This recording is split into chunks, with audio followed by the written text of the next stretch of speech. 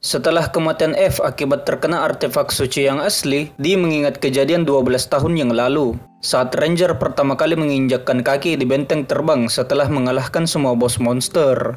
Para Sentoin diberi dua pilihan. Yang pertama, mereka terus lanjut bertarung sampai semua orang dari kedua belah pihak mati, atau semua monster bekerja sama dengan para Ranger, dan sudah pasti yang mana yang mereka pilih. Kembali ke masa sekarang, Dee pun beranjak dari sana karena merasa kesal. Tapi Hibiki mengikutinya dari belakang, lalu bertanya kepada Dee apakah dia mengenal monster tadi, membuatnya turut berduka atas kehilangannya. Namun Dee tak paham apa maksud dari Hibiki. Maka dari itu, Hibiki pun memperjelas kalau monster seperti kalian tak akan bisa menang. Jadi segera hentikan rencana jahat apapun yang saat ini dipikirkannya. Seketika mengagetkan Dee dengan apa yang dikatakannya.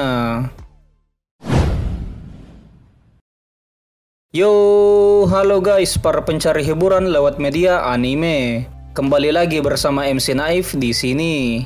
Pada video kali ini, MC Naif akan melanjutkan alur cerita dari anime Sentai Daishikaku episode 3 dan 4. Apa yang akan terjadi pada episode kali ini? Langsung saja kita mulai.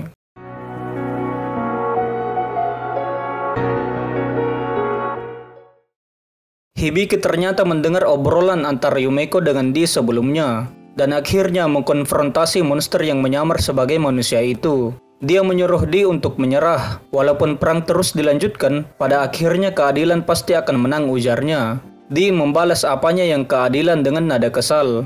Selama 12 tahun ini, mereka dipaksa untuk mengikuti sandiwara Ranger, dan kesabarannya sudah benar-benar habis. Dee menyatakan ambisinya bahwa dia akan menghancurkan organisasi kacau ini karena dia adalah monster. Hibiki pun menghela napas, kemudian memberitahu Dee kalau dia telah lulus ujian masuk Ranger. Dan mulai hari ini, dia akan menjadi salah satu dari mereka. Monster itu gagal paham maksud dari Hibiki setelah semua yang dikatakannya. Namun Hibiki masih lanjut mengoceh kalau dunia memang tak sempurna, jadi tak aneh jika tak merasa puas. Maka dari itu, mereka bisa mengubahnya dari dalam sekaligus, agar bisa menciptakan dunia di mana manusia dan monster bisa hidup berdampingan. Gua paham maksud Hibiki di sini. Dia ngajak Dee buat merubah organisasi Ranger dari dalam. Lanjut, Dee menolak untuk bekerja sama. Katanya dia benci dengan Hibiki. Mereka adalah musuh, jadi jangan pernah bicara dengannya lagi. Kata terakhir Dee adalah Hibiki tak layak menjadi seorang Ranger, sambil berubah menjadi partikel kecil untuk pergi dari sana. Yumeko percaya kalau dia akan datang kepadanya, tapi jangan salah paham, ujar Dee. Dia datang karena ingin mempelajari cara mengalahkan para Ranger. Setelah urusannya selesai, dia tak akan menghubunginya lagi. Dengan kata lain, membuangnya. Yumeko pun menebas Dee karena merasa dia besar kepala. Tapi dengan cepat Dee meregenerasi kepalanya ke wujud manusia tiruan karena sedang berada di tempat umum. Yumeko yang melihat jadi tahu bagaimana cara dia mengubah dirinya menjadi manusia. Gadis itu yakin kalau semua orang pasti akan terkejut jika melihat ada monster yang berkeliaran di kota. Dengan cara itu dia membuat si monster paham akan posisinya. Dia yang kesal akhirnya hanya bisa terdiam dan menerima kekalahannya. Yumeko memberitahu cara mengalahkan para Ranger. Kuncinya ada pada artefak suci. Ada 5 artefak suci yang berbeda. Benda itu adalah alat berubah para Dragon Keeper yang diciptakan untuk melawan para monster. Benda itu juga merupakan cheat item yang memberikan kekuatan suci pada penggunanya. Karena artefak suci bisa membunuh para monster yang abadi, dia ingin melakukan sesuatu pada artefak suci itu. Pasukan Ranger mungkin kelihatan sangat kuat, tapi sebenarnya adalah organisasi yang tidak sempurna, yang bergantung pada 5 anggota tertinggi. Dan jika menyentuhnya di titik pusat yang tidak seimbang, mungkin mereka akan rubuh dengan lebih mudah. Tapi jika memang sepenting itu, mereka tak akan melepaskan mata dari artefaknya, kata Dee, dan sangat tidak mungkin menyerang mereka saat sedang tidur. Namun ada satu momen di mana mereka harus meninggalkan artefak sucinya, ujar Yumeko, yaitu saat pertarungan mingguan, karena mereka tak mungkin membawa yang asli ke pertarungan yang palsu. Saat event mingguannya sedang berlangsung, Dee berada di garisan merah bersama Yumeko. Dee berusaha menyamar menjadi si merah, namun Yumeko terus mengganggunya. Berkata kalau Sentoin seperti ini, Ranger pasti tak akan meremehkan mereka, membuat fokus Dee menjadi buyar. Dia harus lebih fokus agar bisa meniru wajah yang asing. Namun Yumeko masih saja lanjut ngomong. Berkata kalau Sentoin jago meniru manusia, kenapa tidak memanfaatkannya? Dengan kekuatan itu, mereka bisa berbaur dan melakukan penyusupan atau semacamnya. Dia menjawab kalau ada yang jago dan ada juga yang tidak. Yumeko lelah karena kelamaan menunggu, jadi dia menyuruh dia untuk berubah menjadi kursi terlebih dahulu agar bisa duduk dengan santai. Membuat Di kesal karena gadis itu dari tadi sangat berisik. Dia hanya kebetulan jago meniru penghuni permukaan katanya. Tapi kata Yumeko, kekuatan khusus miliknya itu mungkin akan bisa mengubah alur pertarungan. Akhirnya Di masuk ke markas Garrison Merah. Dia berkomunikasi dengan Yumeko yang memberinya instruksi melalui benda di telinganya. Di heran dan bertanya kenapa Yumeko bisa tahu tempat ini dengan baik, namun gadis itu selalu menghindari pertanyaan yang penting. Yumeko juga seharusnya berpihak kepada Ranger, bukannya monster. Namun dia malah bercerita plot drama tentang percintaan kalau ada rival yang ingin merebut sang tokoh utama dan pada akhirnya sang rival tetap kalah. Dia merasa kasihan kepada rival itu, tapi dia sama sekali tak paham apa yang dimaksud olehnya. Karena karakter utama pasti akan menang, Yumeko jadi ingin membantu si Sentoin tambahnya. Membuat dia sedikit kesal mendengarnya. Saat para skuad merah melihat sosok si merah berjalan, mereka tak sadar kalau itu adalah sosok palsu. Namun saat turun ke bagian bawah yang ada tempat penyimpanan artefak suci, ada Tokita yang sedang duduk santai di sana. Awalnya Di merasa agak takut, tapi dia harus memberanikan dirinya. Dia berkata kepada Tokita kalau harus menggunakan artefak agar bisa berubah lagi dan akan masuk ke dalam. Namun sepertinya Tokita menyadari kalau ada sesuatu yang tidak beres, dilihat dari ekspresinya. Dia mencoba memprovokasinya dengan berkata bisa-bisanya si Red Keeper mengurus para kroco itu setiap minggunya. Yumeko menyuruh dia untuk tenang, juga untuk tidak melupakan tujuannya. Setelah dia menghela napas, dia menjawab dengan santai. Meski lemah mereka tetaplah monster, makanya tidak boleh meremehkan mereka sambil membuka pintu yang terkunci menggunakan kekuatannya. Sepertinya sulit jika berada di posisi Red Keeper, ujar Tokita, dan dia tidak peduli selama punya alasan untuk membunuh para monster itu. Kemudian pintu pun terbuka dan akhirnya Di bisa lolos. Saat di dalam, Yumeko memuji Di karena bisa menahan amarahnya dengan baik. Kini Di harus mencari di mana artefaknya disimpan. Ternyata sangat mudah ditemukan dan disimpan bersama dengan tongkat golf. Sampai dia mengira kalau ini adalah jebakan. Namun sepertinya ini sama dengan apa yang dikatakan Yumeko, kalau para ranger itu tak sempurna, bahkan tak menganggap para Sentoin sebagai ancaman. Hal itu membuat Di kesal karena merasa diremehkan. Dan akhirnya, dia telah mendapatkan sumber penderitaan yang telah menyiksa mereka selama bertahun-tahun. Tapi tiba-tiba Di terlempar karena tembakan dari Tokita. Dia tahu kalau si merah yang ini palsu karena berbeda dari biasanya dan tak mungkin yang asli terkena serangan dadakan seperti tadi. Dia tak punya pilihan lagi karena kedoknya sudah terbongkar, tapi belum sempat menyelesaikan kata-katanya, dia sudah ditembak berkali-kali oleh Tokita. Dia yang terus beregenerasi membuat Tokita jijik. Dia menyuruh monster itu untuk tidak sombong hanya karena tak bisa mati. Tokita juga mengira kalau para monster berharap menang suatu hari nanti. Itulah alasan kenapa mereka akan selamanya lebih lemah dari manusia. Dan manusia suatu hari nanti akan mati, jadi rasa takut akan kematian telah menumbuhkan mereka, katanya. Ranger itu sangat merasa senang karena perbuatan baiknya hari ini, dan takkan mungkin berhenti menghabisi para monster. Dia berniat memakai artefak suci karena selalu ingin mencobanya walau hanya sekali. Dia yang bangun bertanya apa semua orang bisa menggunakannya selain para Dragon Keeper. Namun Tokita sendiri tak tahu, makanya dia akan menjadikan dia sebagai tikus percobaan untuk melihat apakah benda ini bisa membunuh monster yang abadi. Dia tak ingin mati, dia mengancam Tokita dengan dinamit yang dia pegang dan berusaha mengatakannya dari tadi, tapi si Ranger tak mendengarkannya.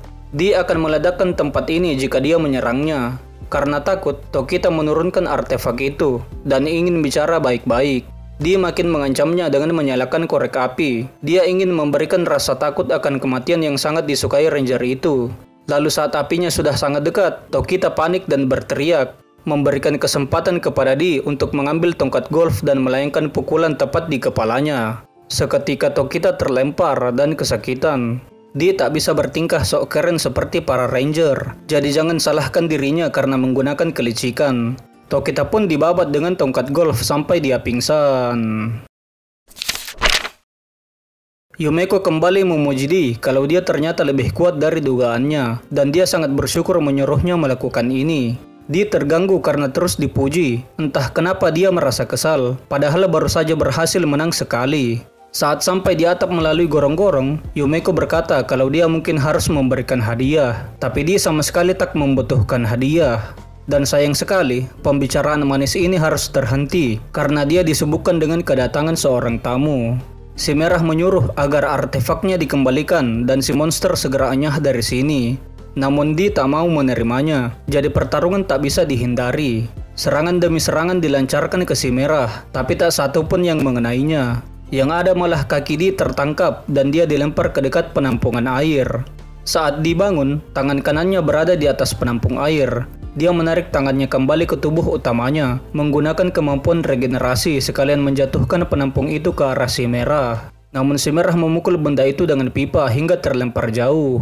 Kemudian si Merah melepas pipa yang dia pegang, dan dengan cepat terbang mengenai tangan Di yang memegang artefak, membuat tangan Di dan artefaknya jatuh. Tak mau kehilangan artefaknya, Di melompat untuk mengamankan keduanya. Artefak berhasil didapatkan, namun tidak dengan tangannya. Sepertinya artefak suci lebih berharga daripada tangannya, kata si Merah. Dia tersentuh dengan usahanya, namun tak enak untuk dilihat. Menurut si Merah, Di tak cocok melakukannya. Juga akan sia-sia mendirikan sebuah panggung untuk penjahat sepertinya, karena dia sudah gagal. Di kesal mendengarnya, karena menurutnya, dia sudah bekerja keras sebagai fighter biasa. Dan dia sudah mengeluarkan seluruh kekuatannya. Maka dari itu, si Merah juga harus melakukan hal yang sama. Namun si Merah tertawa terbahak-bahak. Kenapa harus mengalahkan Sentoin Kroco sepertinya saat tak ada yang menonton, dan menyuruhnya untuk memikirkan perannya baik-baik. Heli pembawa berita pun datang dan menayangkan secara langsung keadaan di sini kepada para penonton. Membuat si Merah baru akan serius, karena puluhan ribu orang di kota telah menunggu kekalahan sang monster. Selama ini, para monster telah hidup dengan memalukan. Setidaknya bergunalah bagi dunia saat dia mati. Dia sangat kesal karena diremehkan. Karena itu, dia akan membuat para penonton terkejut setelah melihat Sentoin lemah yang mengalahkan pemimpin dari Ranger. Si Merah pun berlutut dan mulai bersandiwara kalau luka yang diterimanya dari monster harimau minggu lalu masih terasa.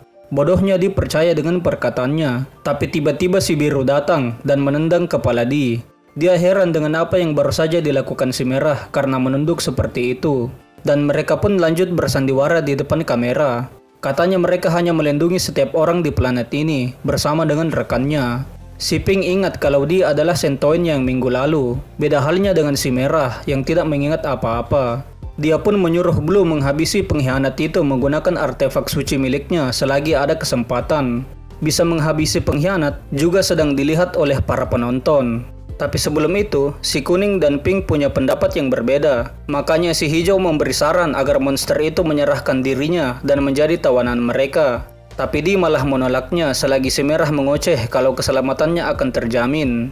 Membuat Di dihabisi oleh artefak milik si Biru, yang menjadikannya balon yang dapat diledakkan dengan jentikan jari. Seketika Di meledak saat si Biru menjentikan jarinya. Namun lucunya, mereka benar-benar ditipu oleh Di. Artefak yang selama ini dipegang Di tadi sebenarnya adalah tangannya yang telah diubah bentuk menjadi artefak saat tangan dan artefaknya jatuh setelah terkena pipa tadi. Yang ditangkap Di adalah tangannya sendiri, kemudian mengubah bentuknya menjadi artefak suci. Si Merah sangat marah di dalam hatinya karena ditipu. Dan tempat di mana artefaknya berada saat ini adalah bersama dengan Yumeko. Akhirnya, kini tersisa 4 artefak lagi. Kini semua anggota inti Ranger berada di markas pusat bersama para junior rank 1 dari masing-masing skuadnya. Tapi junior rank 1 dari skuad kuning yaitu Yumeko belum juga datang. Mereka mengadakan perjamuan yang sudah lama tidak mereka lakukan. Dan pastinya ada suatu hal yang serius jika perjamuannya ikut menyertakan para anggota junior rank 1. Seperti pertukaran member yang dulu pernah mereka lakukan. Akhirnya, Yumeko datang juga setelah beberapa saat. Si Biru berkata kalau si Kuning tidak mengajari kekasihnya itu dengan baik karena tidak meminta maaf setelah terlambat datang.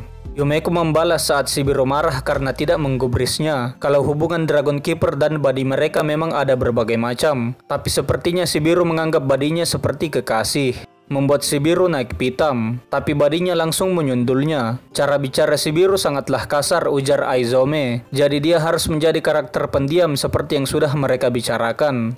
Saat mereka berdua bentrok, datanglah maskot para ranger melerai mereka yang bernama Dragi-kun. Tapi Biru malah menganggap kalau si maskot sok hebat dan menyuruhnya untuk jangan ikut campur. Saat si Merah angkat bicara, Dragi pun kabur, kemudian mengingatkan Yumeko kalau dia harus apa jika melakukan kesalahan. Yumeko nampak kesal karena si Merah mengatakan itu seperti mengintimidasinya, tapi dia tidak sampai menunjukkan kekesalannya dengan jelas. Dan dengan berat hati, Yumeko meminta maaf kepada semua orang di sana. Setelah semua itu, akhirnya mereka masuk ke topik utama, di mana artefak suci si Merah telah dicuri, dan membuat semua orang di sana kaget mendengarnya. Si Merah mengira kalau yang mencurinya adalah Sentoin yang mereka kalahkan tadi pagi. Akibatnya dia tidak bisa berubah, dan yang digunakannya saat ini adalah pakaian untuk pertunjukan atraksi. Terlebih dia tidak menyukainya karena tidak nyaman dipakai.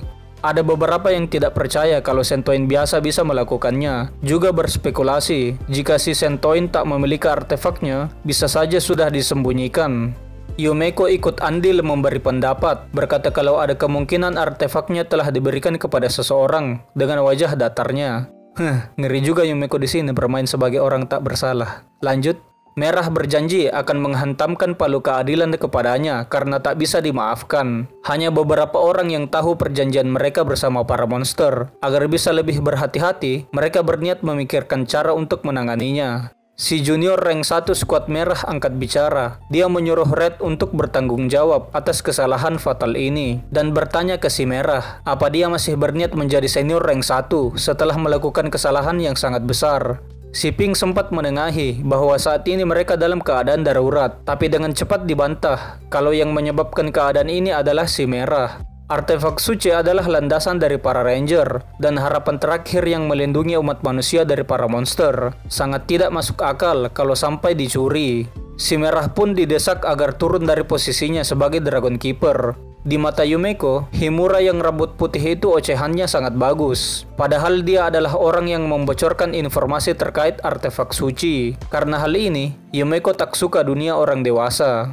Si Merah awalnya seperti menerima keluhan dari bawahannya untuk berhenti menjadi Red Keeper. Dia tahu kalau Himura telah berusaha keras dari yang lain dan tak ada aturan yang berkata harus memilih berdasarkan peringkat. Juga mungkin dia bisa menyerahkan posisi ini kepadanya. Himura pun mulai mengoceh bahwa sejak kecil dia sudah melihat Red Keeper beraksi dan telah berusaha agar bisa menjadi penerusnya. Dia yakin bisa melakukannya dan akan melindungi kedamaian dengan cara yang berbeda dari si Merah. Kemudian si Merah mendorongnya dengan keras ke tembok hingga temboknya retak. Himura tak bisa apa-apa di hadapan kekuatan yang begitu kuat darinya. Karena Himura tidak lebih kuat darinya, si Merah pun kecewa. Maka dari itu dia tidak bisa memberikan posisi Red Keeper kepadanya sambil memberikan pukulan keras kepadanya. Di sini gue nggak tahu Himura masih hidup atau enggak. Tapi kalau dilihat dari darah yang banyak sekali tercecer, kemungkinan sudah berpulang sih. Kita lihat aja ke depannya. Setelah melihat kejadian berdarah ini, Yumeko bergumam dari mananya pembela keadilan yang melakukan hal seperti ini. Di sisi lain, Hibiki yang menyadap perjamuan petinggi ranger bertaruh pada ledakan yang mengalahkan Sentoin yang pernah dia temui. Karena merasa ada sesuatu yang mengganggunya, si Biru bersama satu bawahannya bernama Hekiru pergi menyelidiki kembali tempat terakhir mereka bertarung dengan monster pengkhianat. Ada perkiraan situasi terburuk yang terpikirkan olehnya, bahwa Sentoin itu berhasil kabur hidup-hidup dengan artefak suci milik si Merah. Dan dia punya dua pilihan, entah itu kembali ke benteng terbang atau terbawa oleh angin. Si Biru akan mencarinya di benteng terbang, dan Hekiru ditugaskan melacak lokasinya jika terbawa angin. Ternyata, Di benar-benar masih hidup. Dia terselamatkan oleh ledakan Yumeko, gumamnya. Gua sendiri juga nggak paham gimana cara dia selamat, tapi MC mati cerita sama dengan tamat sih, jadi oke-oke aja. Lubang di perutnya, tempat di mana terkena artefak suci tak mau menutup. Kekuatan artefak tidak main-main. Tapi dia masih belum kalah. Dia tetap berniat untuk mengalahkan para ranger. Gejolak batinnya sangatlah kuat, tapi tubuhnya sudah tak kuat bergerak mencari tempat berlindung. Untungnya Hibiki menemukan Di duluan sebelum Hekiru, kemudian membawanya ke dalam gua untuk bersembunyi. Anak muda itu datang untuk membantunya, namun Di masih menganggapnya musuh dan menyerangnya meski serangannya tak mengenai Hibiki. Dia masih tak bisa bergerak dengan benar karena luka di perutnya. Kotak P3K pun dikeluarkan Hibiki, meski tahu benda itu tak akan mempan pada lukanya. Lagi-lagi dia marah, merasa tak seterpuruk itu sampai menerima bantuan dari Ranger.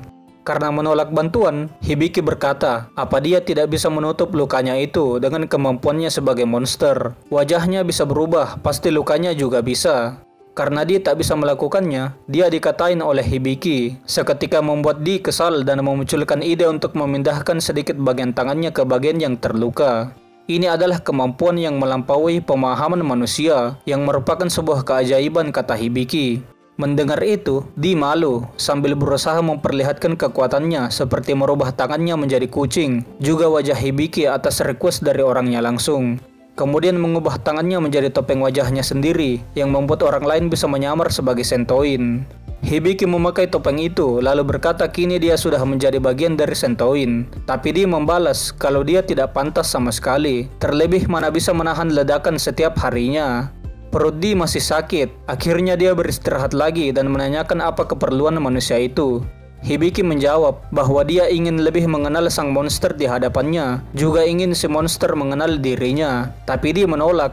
Namun meski ditolak, dia tetap bercerita soal masa lalunya. Orang tuanya adalah keadilannya dan segalanya bagi Hibiki. Saat benteng terbang pertama kali muncul, ayahnya berkata kalau semua ini adalah ketentuan dari dewa. UFO itu mungkin datang kemari untuk membenarkan cara manusia yang menghancurkan bumi demi keserakahan mereka. Kalau benar begitu, mereka tak usah khawatir, ujar ibunya. Mereka takkan ditinggalkan dewa karena telah hidup dengan cara yang benar. Saat malam, Hibiki mengikuti kakaknya yang sedang jogging. Dia mengutip kata-kata Red Keeper bahwa harus melindungi orang-orang yang berharga baginya, mau sekuat apapun musuhnya. Dia ketahuan kakaknya kalau itu kata-kata Red Keeper. Mereka dilarang menonton Dragon Keeper oleh ayah mereka karena mengandung unsur kekerasan. Namun Hibiki menontonnya karena keren. Dia jadi ingin menjadi seperti Red Keeper. Kakaknya pun lanjut berkata, jika Hibiki suka Dragon Keeper, berarti kata-kata ayahnya itu salah. Mendengar itu, Hibiki pun bingung. Dia masih mengira kalau ayahnya itu benar. Tapi menurut kakaknya, hal ini masih sulit dicerna untuk anak seusianya. Meski begitu, Hibiki tak pernah berpikir sama sekali kalau orang tuanya salah. Saat menonton para Ranger, TV-nya dimatikan oleh ayahnya. Kedua orang tuanya marah kepada Ranger karena satu-satunya alasan monster menggunakan kekerasan adalah karena Ranger berusaha memecahkan masalah ini dengan kekerasan dan tak ada yang menyadarinya. Hibiki benar-benar anak yang penurut. Dia berpikir kalau yang salah adalah dirinya bukan orang tuanya. Lalu suatu hari, dewa telah turun. Orang tuanya mengikuti suatu perkumpulan yang sepertinya menyembah dewa itu. Saat dia ingin masuk ke dalam ruangan tempat semua orang berkumpul, kakaknya melarang dan menghentikannya. Dia marah karena tidak tahu alasan kenapa dilarang. Hibiki pun menerima tamparan dari kakaknya yang menangis dan menyuruhnya untuk memikirkannya sendiri. Tiba-tiba ledakan terjadi. Seketika semua orang dalam ruangan telah kehilangan nyawanya akibat ulah si monster yang dianggap dewa. Saat sang monster menembakkan laser ke penjuru ruangan, dengan sigap kakaknya melindungi adiknya itu, yang mengakibatkan kakinya terjebak oleh pecahan bangunan yang runtuh. Tapi dia sangat senang melihat adiknya bisa selamat. Saat melihat sang gadis kesakitan, monster itu ingin mengakhiri penderitaannya secepat mungkin. Dan Hibiki berusaha melindungi kakaknya dari sang monster, sebagai langkah dari tujuannya menjadi pembela keadilan seperti Red Keeper. Entah kenapa, dia berhasil selamat dan memutuskan untuk bergabung menjadi Ranger. Tapi di sana, sama sekali tak ada harapan. Dia mengeluh sebab ceritanya kepanjangan. Kalau dia tidak terluka, mungkin sudah ditendangnya lalu pergi dari sini. Dia tak mau memberitahu namanya kepada Hibiki dan memberinya waktu untuk kabur. Saat berkata bahwa dia telah menang dari si panda anggota skuad merah, Hibiki kaget karena yang dikalahkannya adalah senior ranking 3. Dia menjelaskan kalau itu adalah tingkatan dari anggota terkuat kelima skuad merah, membuat dia nyengir dengan perasaan yang sangat bahagia. Dia telah berhasil mengalahkan Tokita meski peringkatnya masih terbilang rendah. Karena kesenangan ini, dia dipancing oleh Hibiki yang berkata kalau dia terlalu meremehkan musuh umat manusia ini. Kalau begitu, siapa monster yang akan mengalahkan semua Ranger? Sontak dia secara tidak sadar menyebutkan namanya, dan itu membuatnya marah sekaligus malu karena termakan jebakannya. Hibiki pun minta maaf karena sudah menipunya, tapi kalau orang lain bisa menghilangkan orang-orang yang bersedih atas peperangan tanpa tujuan ini, dia akan melakukan apapun. Jadi Hibiki punya permintaan untuk CD. Tiba-tiba saja mereka merasakan ada orang yang mendekat kemari. Ternyata dia adalah Heikiro yang ditugaskan Shibiru tadi. Hibiki pun mendekati dan mencoba membimbingnya pergi ke tempat lain dengan dalih sudah menangkap seorang sentoin yang terluka. Saat membimbingnya, dia berkali-kali beralasan salah tempat. Jadi Heikiro mengancamnya agar tak salah tempat lagi dengan benda yang mirip seperti artefak. Dia pun menampakkan dirinya dan berkata kalau ikatan orang yang menangkapnya sangat payah sampai dia bisa melepasnya dengan mudah. Hibiki mengira kalau dia berusaha menolongnya, padahal Hibiki juga sengaja mengalihkan perhatian ranger ini ke tempat yang salah agar dia bisa kabur. Dia menyuruh mereka bertiga untuk menghadapinya sekaligus, membuat Heikiro bingung karena mereka cuma berdua. Dia lanjut bicara, bukannya orang itu bersama mereka selagi menunjuk ke arah belakang.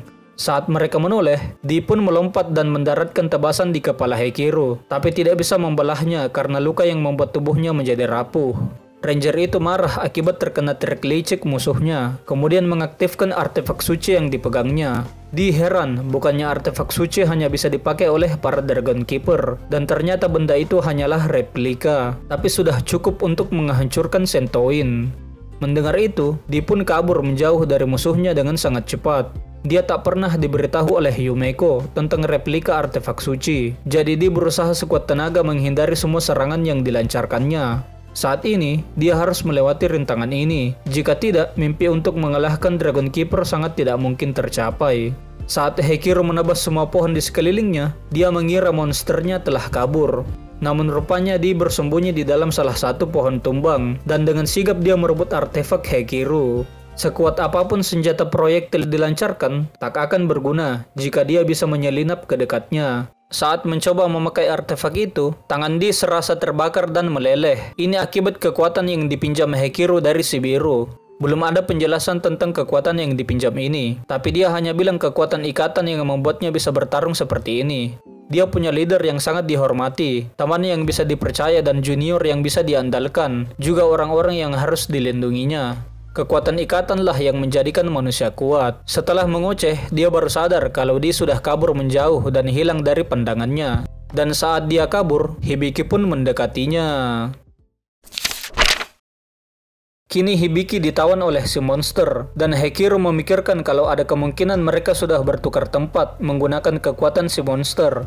Hibiki meyakinkan Heikiro agar menyerahkan artefaknya, jika tidak dia akan berpulang. Sedangkan Heikiro berpikir kalau dia bisa mengambil inisiatif jika tahu mereka bekerja sama apa tidak, atau jika tahu mereka bertukar identitas apa tidak. Akhirnya, dia memutuskan untuk mengungkapnya sendiri. Tapi Hibiki berkata bahwa dia sudah memanggil bantuan, membuat ranger itu mengurungkan niatnya barusan. Bisa gawat apabila para ranger tahu kalau dia mengorbankan seorang ranger juga hanya untuk membasmi satu sentoin. Dia pun meletakkan artefaknya di tanah dan mundur dengan perlahan. Saat si monster ingin mengambil artefaknya, Heikiro menyerangnya dengan kekuatan cairan miliknya, kemudian bergegas mengambil kembali artefak miliknya. Tapi sebelum berhasil mengambilnya, tangan dia yang terlepas dan sudah dipasangi kayu mengenainya dari belakang. Dan dia pun melihat orang yang berwujud sentoin itu, tangannya hilang satu, jadi sudah pasti Hibiki dan si monster tidak bertukar penampilan. Dia pun marah lalu ingin mengambil artefaknya lagi. Tapi kali ini Hibiki duluan yang mengambilnya. Kemudian menebas si monster itu dan mendorongnya jatuh ke bawah. Tapi saat dilihat baik-baik, tangan Hibiki seperti ada partikel-partikel hitam yang cuma ada di para sentoin. Terus tangannya bisa tumbuh lagi. Dan sebenarnya mereka akhirnya bisa mengelabui si ranger itu dengan trik kecil mereka. Mereka sudah merencanakan semua ini karena tidak mungkin bisa menang melawan replika itu. Dia mau tidak mau harus mengikuti rencananya agar bisa lolos. Agar rencana mereka berhasil, yaitu membuat Ranger Squad Biru tadi yakin kalau mereka tidak bekerja sama atau berubah penampilan. Dan mulai saat ini hingga seterusnya, dia harus hidup sebagai Hibiki dan mencari jawaban yang tak bisa dia temukan sebelumnya. Dia tak mau menerimanya karena mereka adalah monster dan ranger yang hanya bisa bertarung satu sama lain. Jadi dia mengajukan pertaruhan. Dia akan menghancurkan ranger terlebih dahulu, atau Hibiki yang akan memperbaiki pasukan ranger duluan. Dan kini dimulailah pertukaran identitas dari mereka berdua untuk mencapai keinginan mereka masing-masing.